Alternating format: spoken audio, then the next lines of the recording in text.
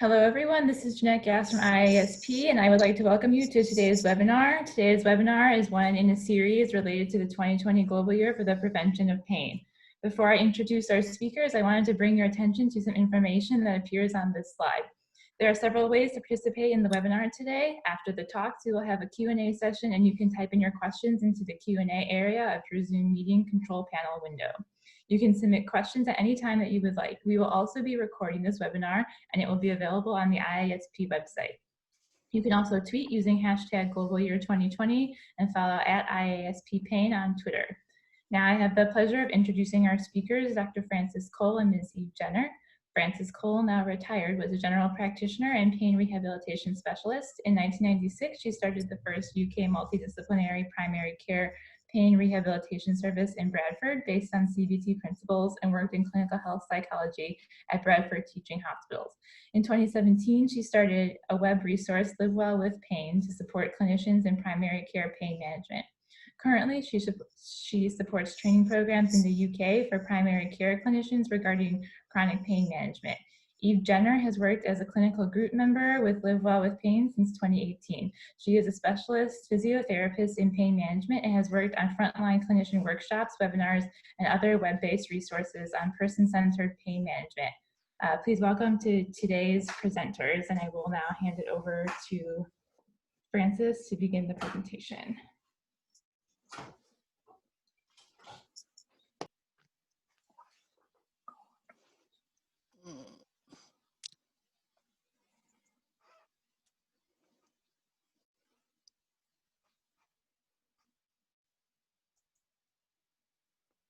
Welcome everybody. I'm now controlling the screen and this is Frances Cole speaking.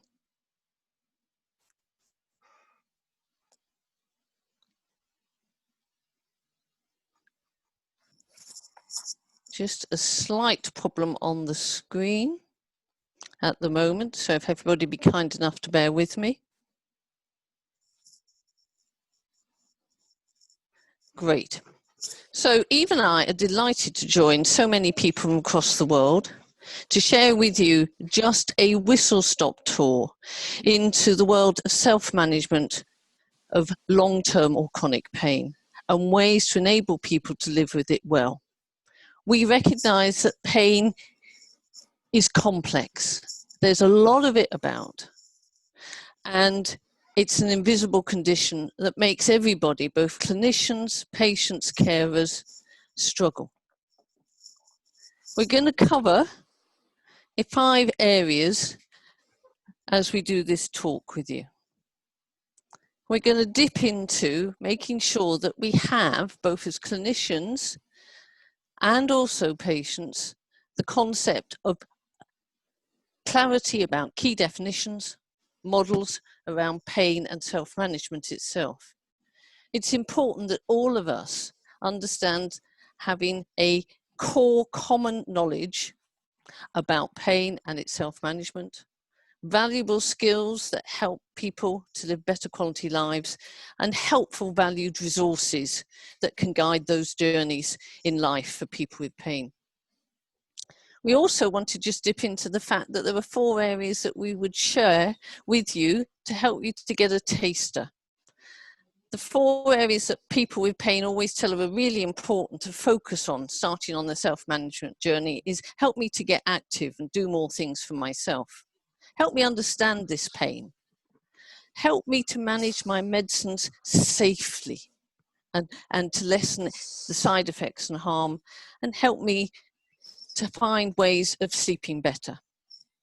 In addition to that, we also recognize within ourselves that maybe some of the conversations that we have may be at times not helpful. So it's important that we know ways to shift conversations and use tools to help us to learn how to do that. And we will show a video very briefly to help you understand some options here. And finally, we will share with you resources that you can use and dip into. These are the Live Well with Pain resources, and for people with pain, the My Live Well with Pain resources. 3 years ago, a group of us clinicians were wondering what would be the most helpful thing to do with people with pain, And we realise that clinicians are struggling themselves and have very low levels of confidence and understanding about pain and how to manage it.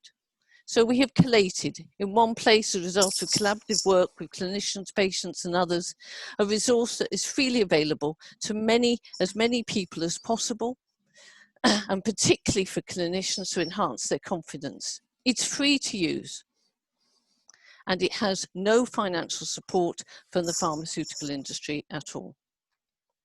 So let's now move into the timeliness of IASP and the revised definition of pain. What could be better than actually to see this revised definition and to recognise its role that it can have in helping to support self-management.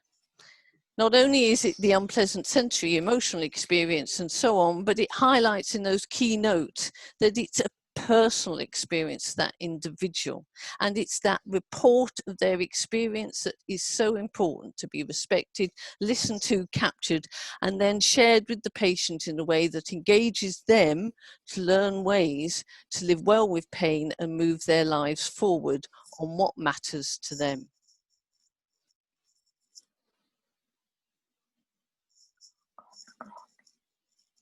In our next slide, I want us just to have a quick dip into our current understanding about acute and chronic pain illness models.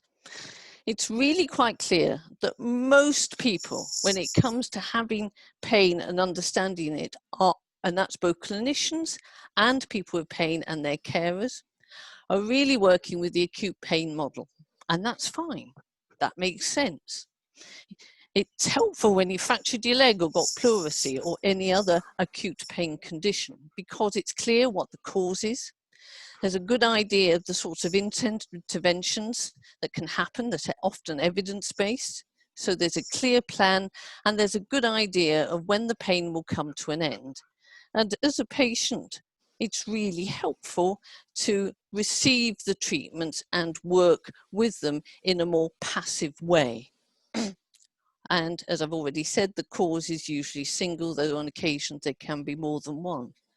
But in chronic pain, it really can be very unclear actually what is going on. Often multiple issues and factors are contributing and the whole thing becomes complex and confusing. And if it's all very confusing, then actually there is no plan. And no wonder people wander from doctor to clinician to osteopath to psychologist, really struggling to make sense of things. So therefore, it's no surprise that actually things seem to be going on forever. And people actually see themselves still being passive recipients of care and interventions. This is actually quite unhelpful. And with our new understanding for the world of neuroscience of pain, we can now take things forward and look at things in a very different way. It takes on average, certainly in the UK, about 7 years for people to receive a self-management approach to pain to help them to build their lives. That's important because that's a very long timeline before they get to the place that can guide them to having a better quality of life. The other model that will help us, which is the shift from a biomedical focus, is to the biopsychosocial model. And of course, that highlights the whole role of so many multiple components that are involved in the management of long-term conditions, but particularly here pain. And of course, patients actually do share with us all the aspects of these different components and the fact that they're often linked together, forming vicious circles that often defeat their and compound their pain experience. Its value is particularly that it doesn't identify a cause, but helps everybody, both clinicians, health coaches, health trainers, whoever is working in the world of rehabilitation, to support people to move to what actually matters to me from the world of actually what is going on. What is the matter? Evidence shows that using this model means that people are much better engaged, they're much more satisfied, they work towards improving their health and well-being, so there are better health outcomes, and the good news is there is less dependence on the healthcare services and the healthcare use. A very valuable model is the model of Engels from 1977, has been around for a long time, and it's a good time now to get ourselves stuck into it and use it for supporting self-management. I've already highlighted that self-management is a journey, and Eve will pick this up a little bit further in a moment. But in reality, the clinicians in supporting self-management are to guide that person's journey, to encourage and support them. So having a map to navigate that journey is crucial. And when you've got a map, there are 2 steps that you need for that journey. The first step is actually what is going on here for this person and their health and well-being. So that means you need to take a very focused, person-centered approach that would cover 5 areas usually. At least making sure you cover moods and the way people are thinking about themselves, their pain and their lives, what's happening within their body symptoms, what's happening in their life situations, and what's happening with their range of day-to-day activities. It's important to cover their willingness and motivation at this point to make some changes in their shift and focus from what is the matter to actually what matters to me right now. What are my priorities to change? And doing that enables people to understand the what and realize the need to build self-confidence, and particularly to support themselves in a more compassionate way, and to use trusted, valued resources and skills, often that have been shared by people with pain. All of this with the map shows you the different aspects of skills that are needed to support the change in all those different areas, and often having a team of people that can work with the individual can be helpful, particularly in patients with complex impact of pain on their health and well-being. Hopefully, our patients guiding us on their priorities, they increase their confidence through their self-management skill acquisition and use of resources. So they're more accepting, they're making progress, managing their setbacks, and hopefully building their lives in staying or returning to work with greater confidence. As we leave the map, I'm going to hand over to Eve, who's going to share with you a practical resource to use in everyday clinical practice. Thank you, Francis. Now we'd like to share with you 2 tools that can help us to form a complete picture of an individual's pain. The first of these are the pain cycle. During their pain story, which it is really important to listen to in full, most people will mention or at least identify with the domains of the pain cycle. This makes their suffering visible and enables a joint understanding of the wider impact of pain on their whole life. The red areas are the most commonly mentioned, but many people will identify with all the domains in the cycle. Many of the areas in the cycle are more amenable to change than the pain itself.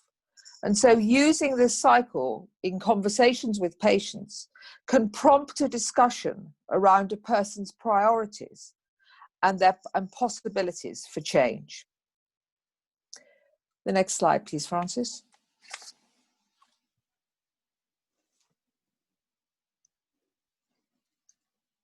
Back one, that's it. The iceberg is an alternative and more visual model of the impact of chronic pain.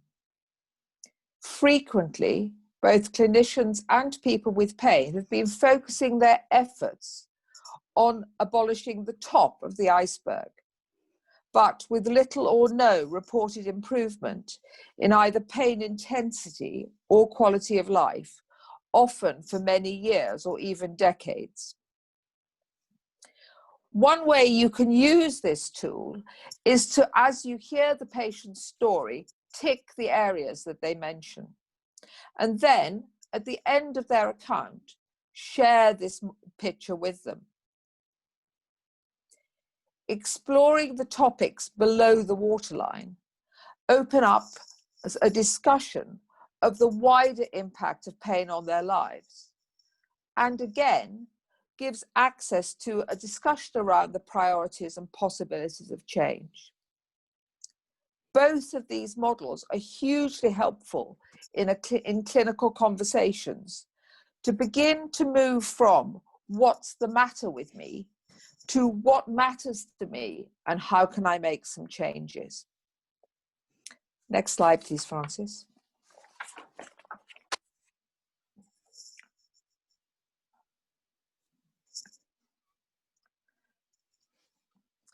It's worth exploring a little further around self-care and self-management. There have been over 139 attempts to define self-care over the last 4 decades. And this one from the World Health Organization in 1983 is a really useful and still relevant definition. The key factors to note are the collaboration between the individual alone or as part of a family or group and the healthcare professionals involved in their care. And the two-way sharing of knowledge, skills, and experience around the components related to health, illness, and disability, as well as who performs the self-care and the related impact on the healthcare system. Next slide, please. So self-management, which is usually used in relation to long-term pain, is the active, dynamic acquisition of knowledge and skills to manage pain in a way that reduces its impact and enables the individual to grow their lives in line with their values and goals.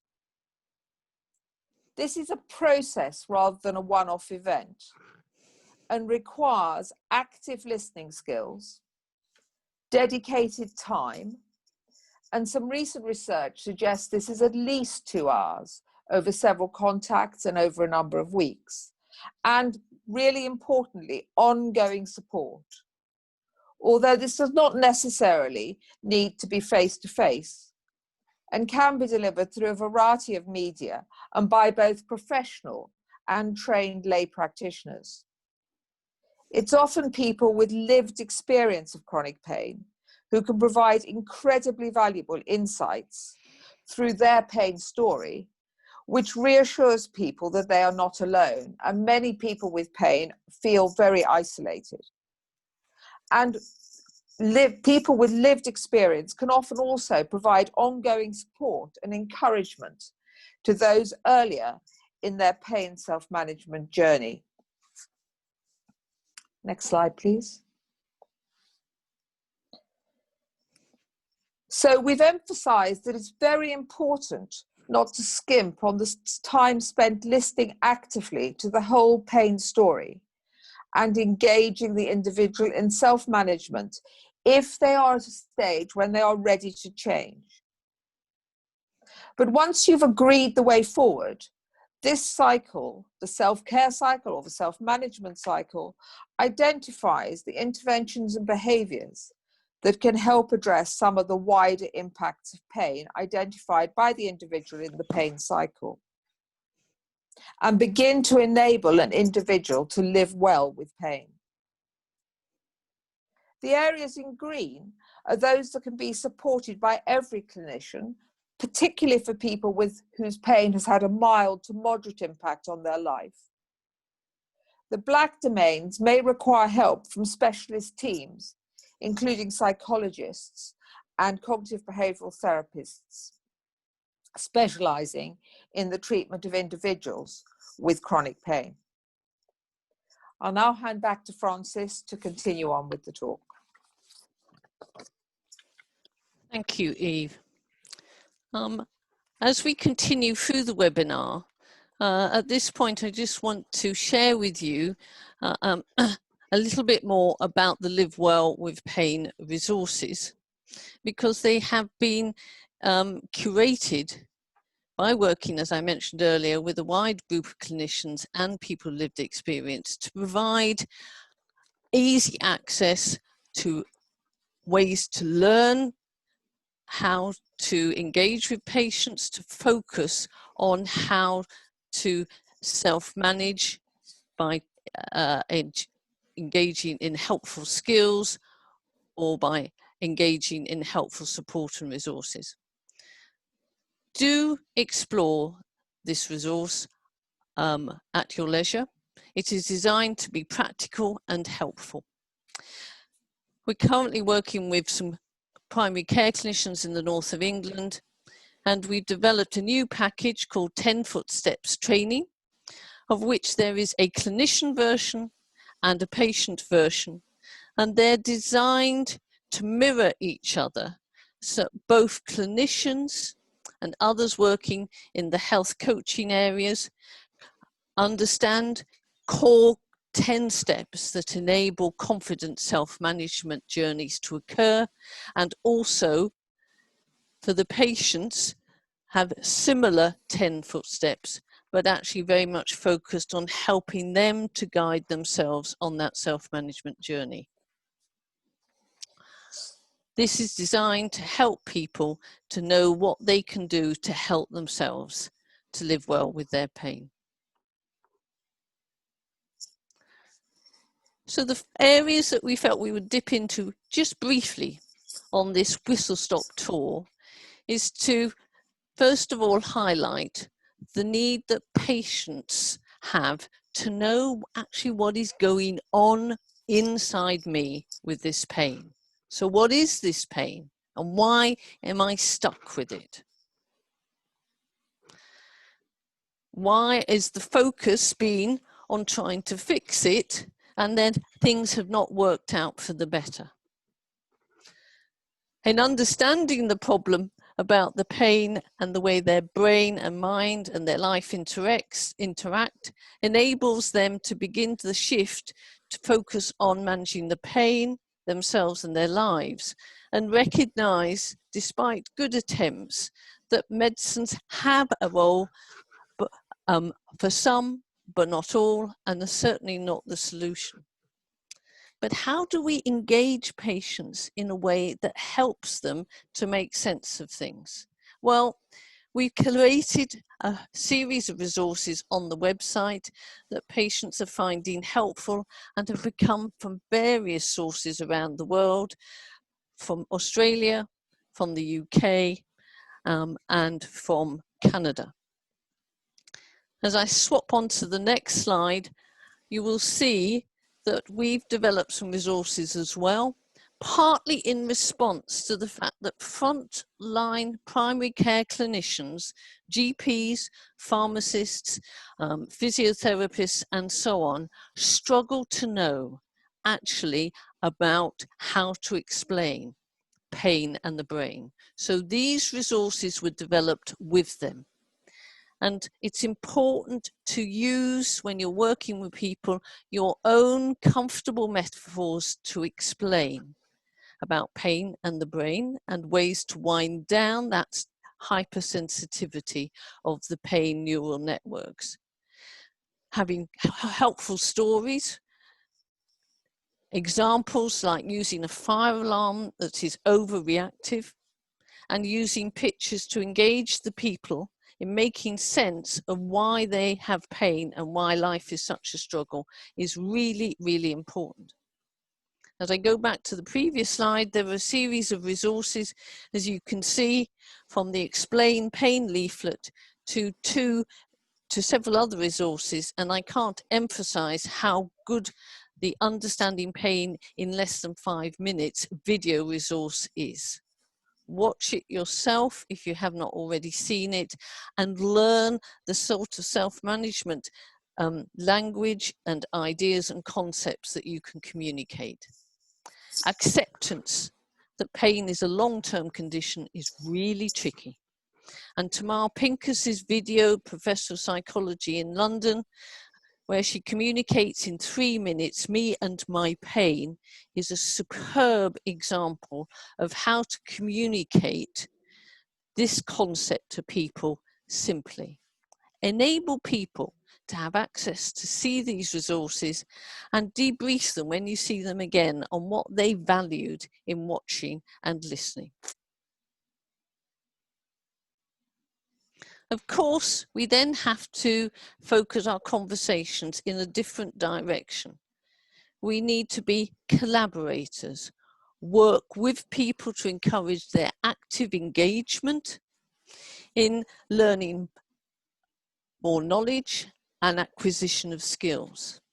In order to guide that exploration with that individual and often their carers, these are some useful questions. Obviously, how is the pain affecting you in your life? How do you manage your pain?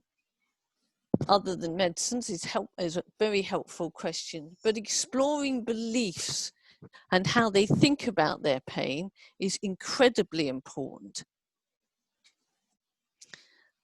It's important to explore so that you capture and have a full understanding and summarize back to the individual, also how it affects other people around them, and particularly to discover if they have any catastrophic views about how they see their future.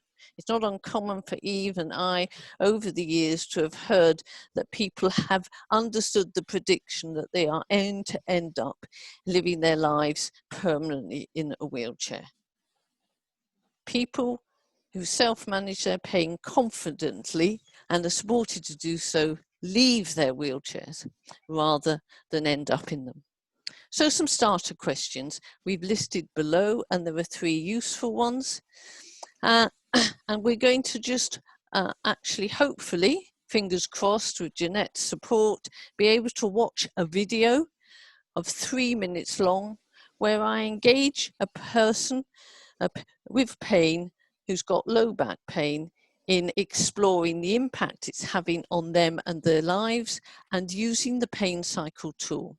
I know in the chat that you have received a link, and you might want to click on that link to find the pain cycle and the self-care cycle resource and actually use it as we watch this video.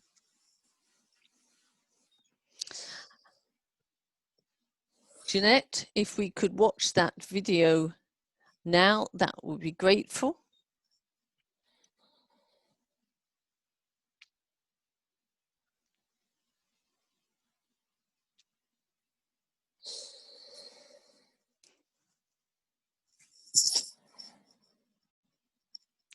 As Jeanette is bringing this up, you can see how our site is looking and where you can find some of these resources.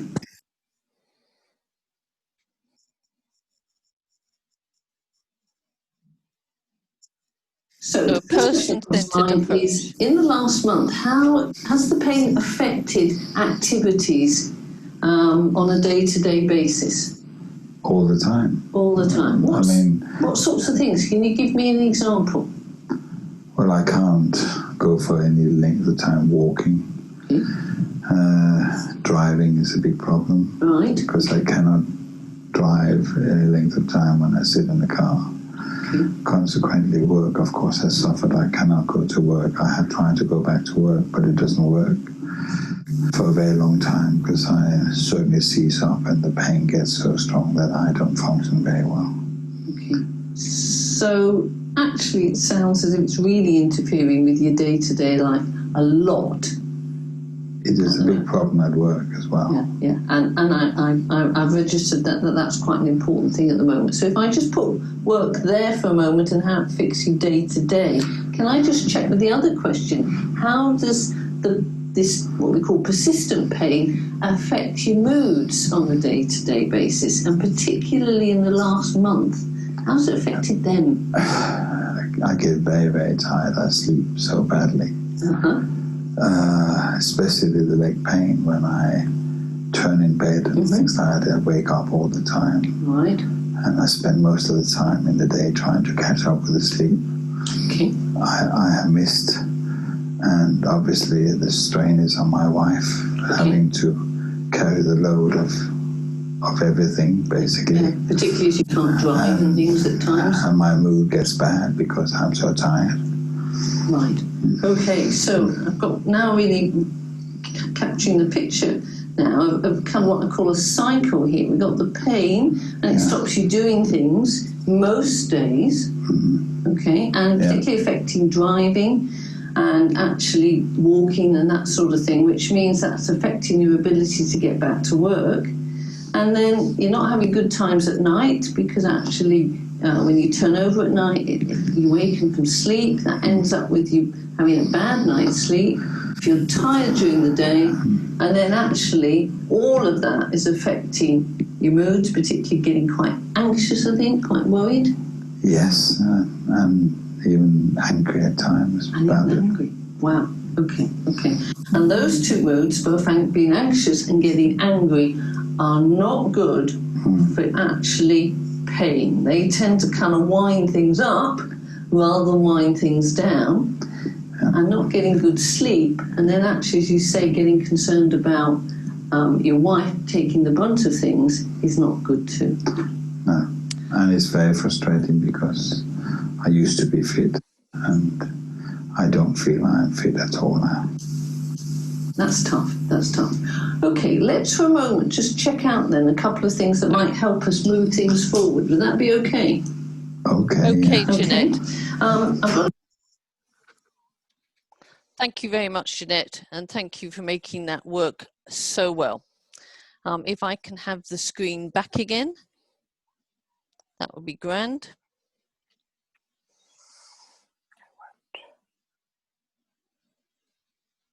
Okay. So just an example briefly for you to understand some of the ways you might actually work with people, being empathic, very actively listening with summarizing so that people can hear what they've shared with you so they get clarity, and fundamentally doing it in a very compassionate, non-judgmental way enables people to feel supported and listened to in a way that helps them to be willing to engage in this sort of journey. Do explore the tools and resources, some of them already suggested by Eve on the site. And Eve and I are now going to swap as she begins to share, actually, how would we help this person with back pain become more active? Eve. Thank you, Francis. We've already mentioned one key need for patients, which is to understand a bit more about their pain and be actively engaged in how they might improve their lives.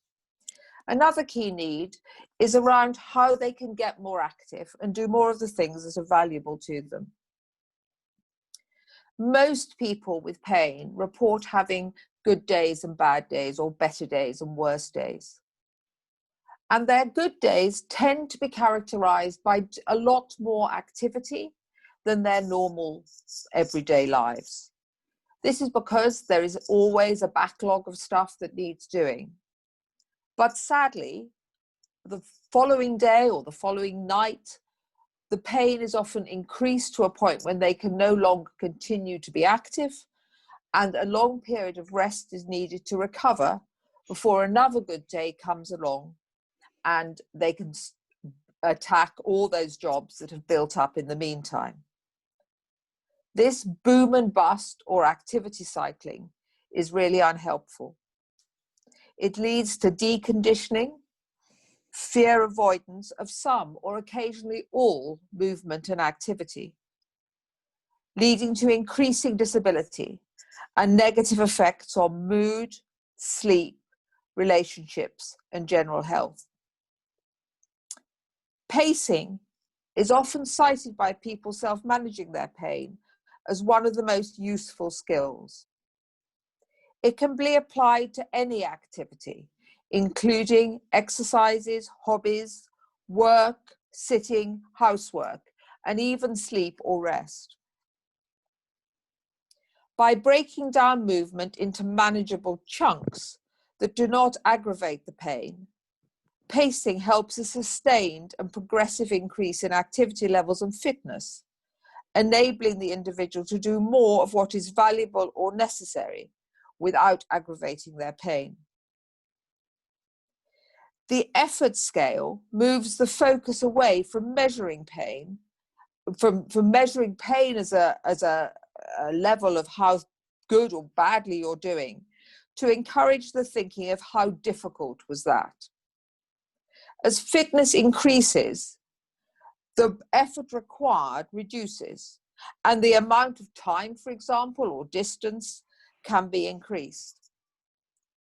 Pacing is a life skill for people with long-term pain. It needs to be put into practice every day until it becomes a habit, just like cleaning teeth or brushing hair.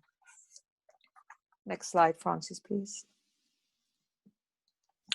Linked, of course, to pacing is goal setting. Goals can be set around anything that is of value to the person. Note, value to the person, not value to the healthcare professional, but should represent a move forward from their current situation. Sometimes it may be helpful to consider goals based around activity, relaxation, or simply based around increasing enjoyment and fun. Making goals SMART means it's easy to know when they've been achieved. And it's really important to follow up on people's goals and progress and encourage active problem solving.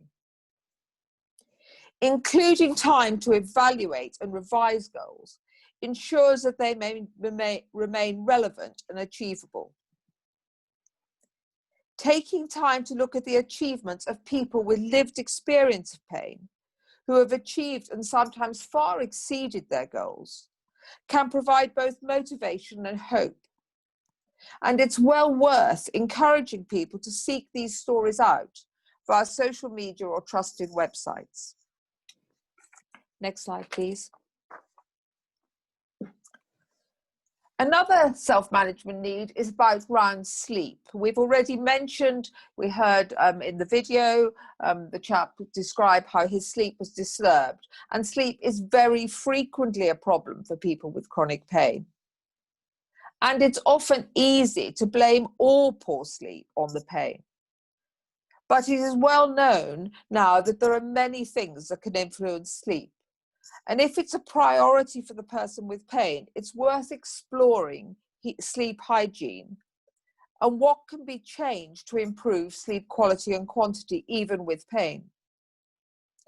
Examples might include the environment, food and drink, the use of screens, and establishing set bedtimes and getting up times to return to a more stable routine.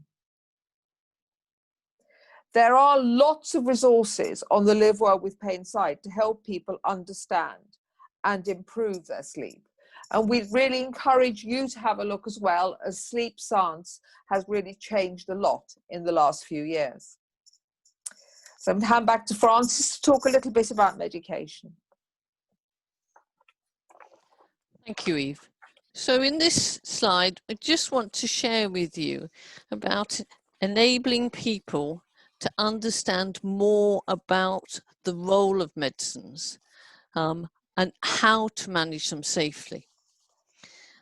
Particularly my GP colleagues in the UK are now recognising how important it is to enable the patients to be more skilled in understanding the role of medicines, assess their worth, and to make decisions about whether they want to start them, continue them, or discontinue them.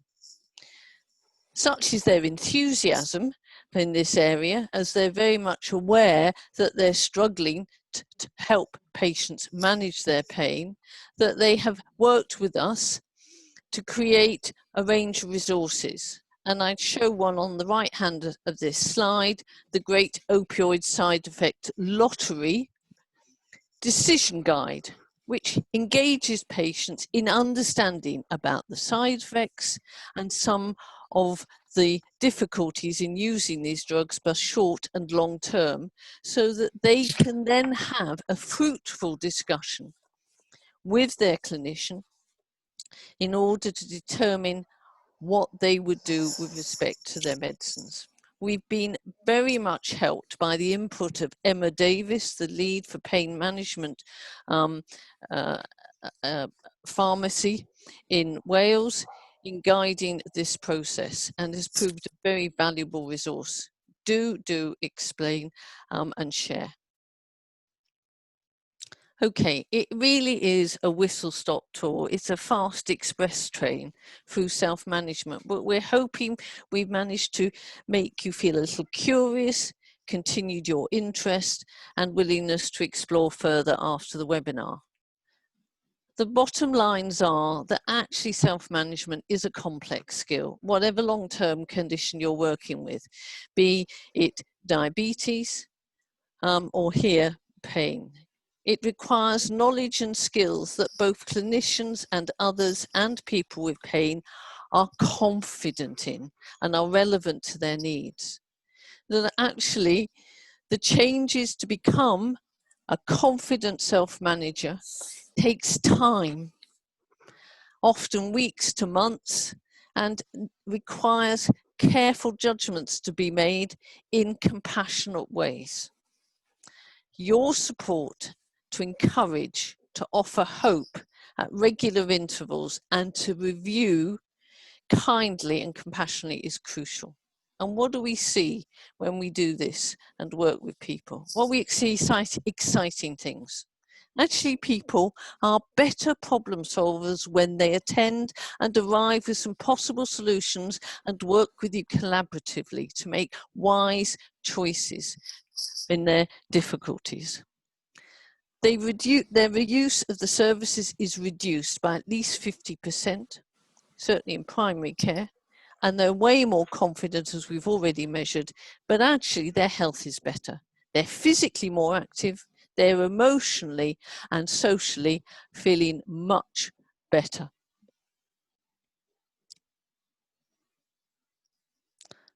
Okay, Eve's highlighted, crucial that we hand the control to the individual so it's their plan for their life now and their future. But it's a tricky journey with many ups and downs. But be assured, it's one of the most valuable experiences to engage in as you see people grow their lives from, at times, very challenging decisions, challenging situations. It's exciting. Eve, would you like to... So finally, just in summary, thank you for listening to this short webinar. Supporting self-management in everyday clinical practice requires knowledge, skills, teamwork, resources, empathy, and time. The results of supporting a person with chronic pain to self-manage their condition are immense, both in terms of your practice and society, but mostly in facilitating the individual to move forward with their life, to do more of their valued activities and goals, and to live well with their pain. Thank you very much.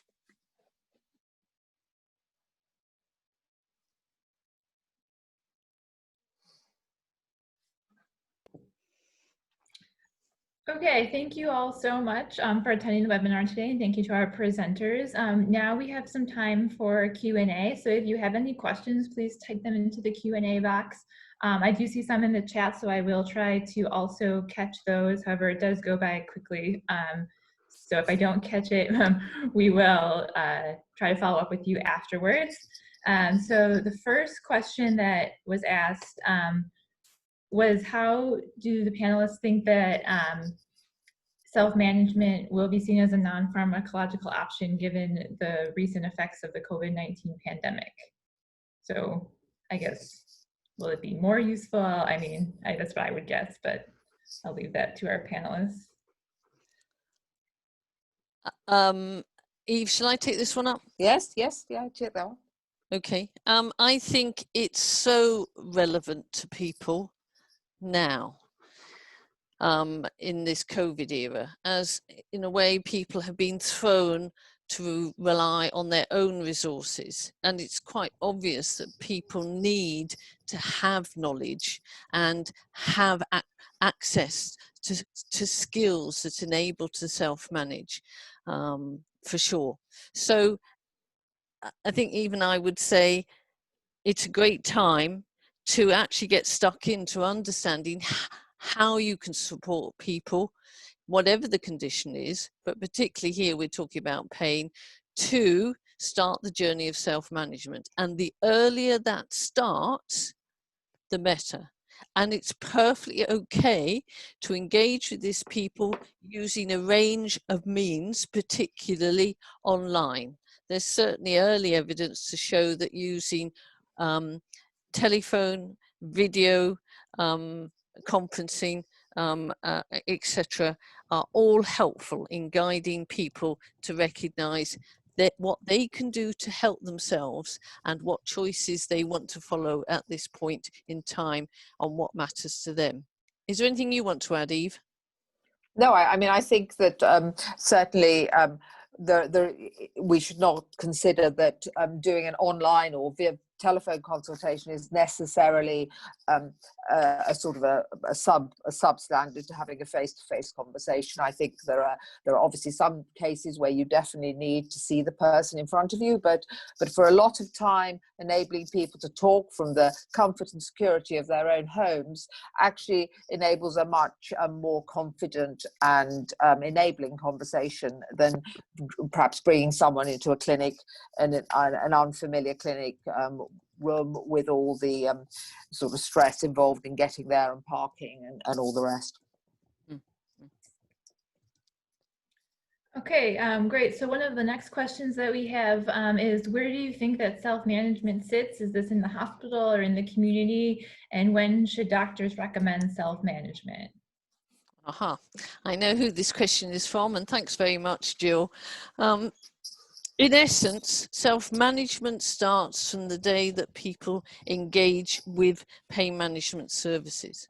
That we need to recognize that people need to understand in chronic pain, as that slide showed, that their role is not passive but active.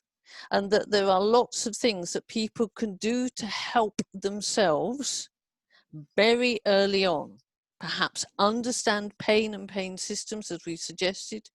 Perhaps begin to get to grips with pacing skills.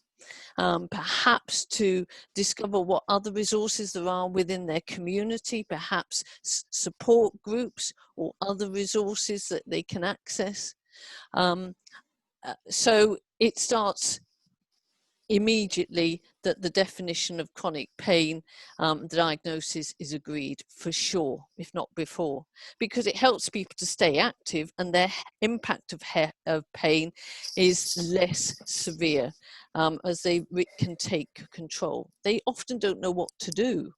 They're lost, and actually so are the frontline clinicians, and that's why it's so important. We have to build the capacity of confident clinicians and health coaches at all levels of a healthcare system. Eve, do you want to add? Yeah, I mean, I agree. I mean, I think it is every clinician's responsibility to help people manage their pain as effectively as possible. I don't think it should simply be left to so to speak specialists, although their help may be required if the case is very complex. And I certainly think those key questions: what do you think is going on? What have you been told? And what are you expecting to happen?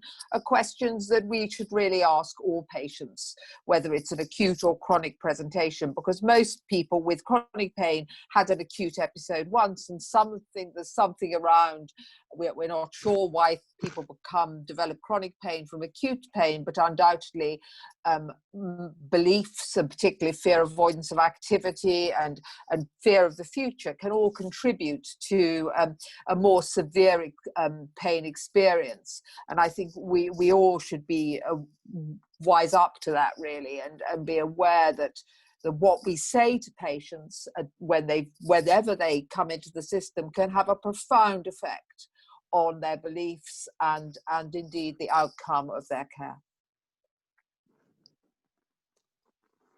Okay, so we have a few questions discussing the willingness of patients to understand from a biomedical focus to a biopsychosocial focus, and how to maybe address people that are unwilling to change or things like that. Could we maybe answer how you, I guess not, I don't want to say this wrongly, but how you maybe convince people that this approach works, that, you know, it's a whole person focused approach, and that it's not just, you know, one area to resolve your pain. Eve, do you want to pick that one up? Well, first? yeah, I mean, I'm happy to start that.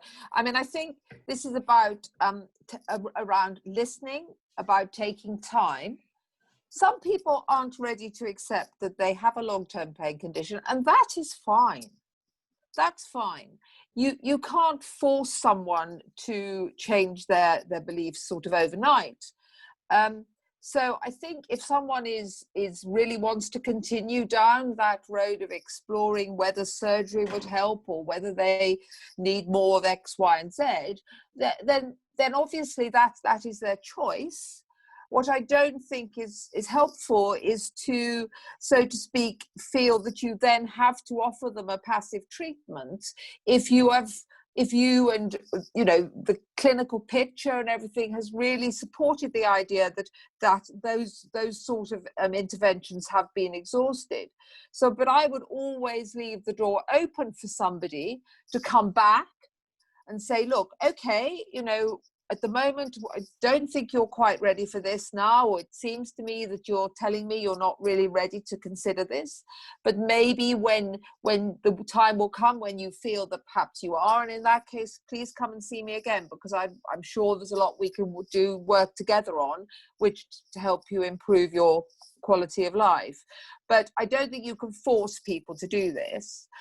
Really useful, though, is pointing them in the line of some of the really good websites that we've mentioned, some of the increase their understanding of pain, but also recognize that for some people there may be a lot of social barriers which are preventing them engaging with this. We haven't really touched very much on the social barriers, but we know that they can be considerable for people with pain and really shouldn't be underestimated. And you may not be able to change those, certainly in the short term. Frances, I don't know whether you want to add anything. No, I think that pretty much it's been patient and persistent and looking for opportunities to share with people so that they can see the bigger picture, and that comes from listening to what they share and perhaps using some of the models like the pain cycle and so on, but also guiding them to explore other resources. I would say there's a very useful one called the Pain Toolkit, and that's really put across some key questions that often engage people, and that comes from Pete Moore, who has a pain problem himself, and he puts things across in a way that actually captures people's minds and can at times engage them. Be creative and listen well. Jeanette. So we have a couple questions asking about the role of family in self-management and how they can help, or, you know, maybe sometimes the family tries to help but they are unsuccessful, and, you know, how can people with chronic pain, and how can their families help them manage their pain? What a great question. It is fundamental that actually you're not managing the person as in isolation, and that they're willing, that their family, to be on board in this new journey, because the journey is going to involve them anyhow. And often carers and family members are equally puzzled, frustrated, and often demanding that the person who is suffering before them goes off and sees this clinical person or that service and so on. when in fact all sensible medical assessment interventions have been tried. So it's important to get them on board, important to ensure that they can see the need for knowledge and some different set of skills, and then engage them in supporting and coaching, particularly around helping people to pace themselves, set sensible, wise goals, and help understanding the role in setbacks. We're hoping in the next few weeks to release a video and a useful resource on the role that carers could play. So hence my excitement about what a great question. And I'm sure Eve will want to add to what I've shared. No, that's great, Francis. I think one of the things which is very helpful for people working with people with pain is to help them form what we would call a sort of a lift conversation. In other words, a short sentence or two that tells people what's the matter with them in a way that doesn't sort of say, oh, in England we have a sort of catchphrase almost that when anybody asks you how you are, you say, I'm fine. And a lot of people with pain still do that. They'll still say, oh, I'm fine, when really they're not. So it's about finding a form of words which gets people the help they need, or perhaps the help perhaps says, actually, I don't need any help now, but in a way that is assertive, not aggressive or passive. And that sort of training in assertive communication can be really helpful for people when they need to communicate with their family, carers and friends.